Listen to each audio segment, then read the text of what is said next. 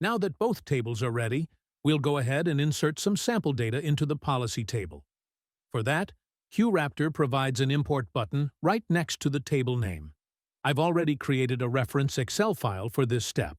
Before importing, there are a few important things to note. Do not include the primary key column in your Excel sheet, as it will be auto-generated.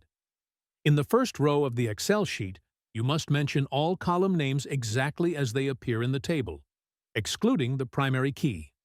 If you don't want to provide a value for a particular column, simply leave the cell empty, but make sure the column name is still present in the header row.